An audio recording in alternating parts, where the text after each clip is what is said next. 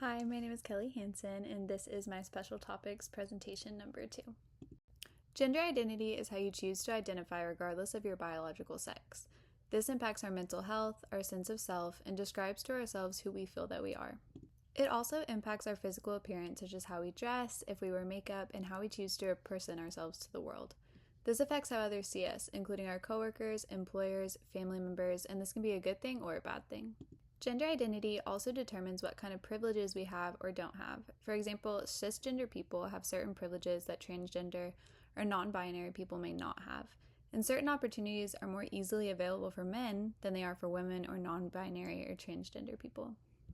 Preferred pronouns allow us to use the identifying terms that best fit our gender identity. They validate and affirm our identities and make us more sure of how we see ourselves. When our preferred pronouns are not used, or if people choose to ignore them, it feels invalidating and makes us self-conscious. However, when they are used correctly, it makes us feel safe and allowed to express ourselves in the way that we feel is right for ourselves. Respecting people's pronouns is important, and it shows that you're understanding of those who may identify themselves differently than you do. Like I mentioned previously, respecting people's pronoun choices validates and affirms their gender identity, which prevents them from having any self-conflict and having feelings that cause them to question themselves and their gender identity. Respecting people's pronoun choices leads to safe work and school environments that are free from judgment and discrimination. It's also important to note that mistakes are okay and likely to happen. If you misgender somebody or use the wrong pronouns, just apologize and allow them to have a safe space to correct you.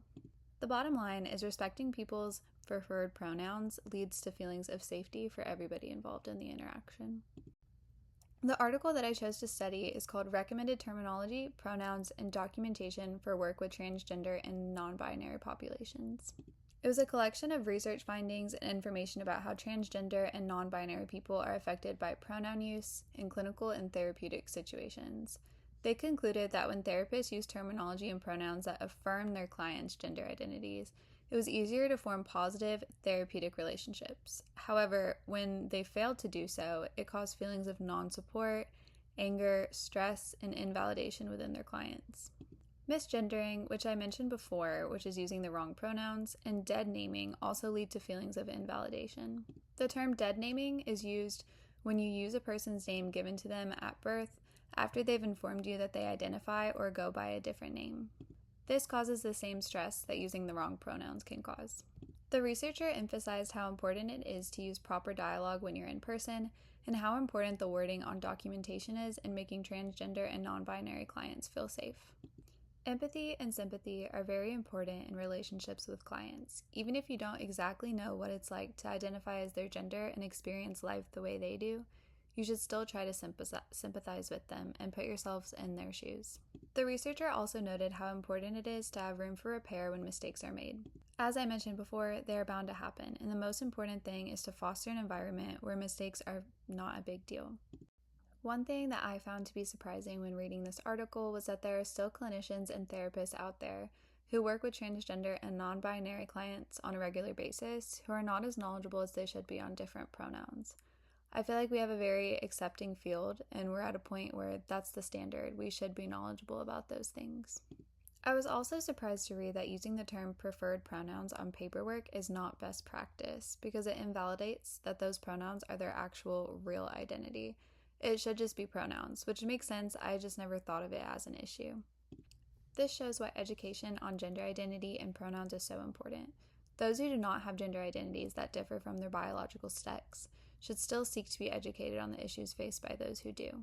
Before reading this article, I didn't know what pronoun monitoring was. It's when you feel anxious and overly focused on making sure you always use the correct pronouns for someone. This makes the interaction stressful and awkward. We should just accept that mistakes are common and just do our best to make everyone feel safe and validated. In conclusion, those who identify with a different gender than the one that they were assigned at birth do not feel like it was a choice, it's just who they are. Identifying as their biological gender doesn't feel right to them. It feels unnatural. And those who believe that gender identities outside of male and female should not be socially recognized are doing more harm than good. This idea can only lead to unsafe situations and negative attitude towards oneself. The main takeaway that I got from the article that I read is that failing to use the appropriate pronouns and respecting a client's gender identity can lead to them feeling unsafe, invalidated, and turn away from mental health care completely. Thank you.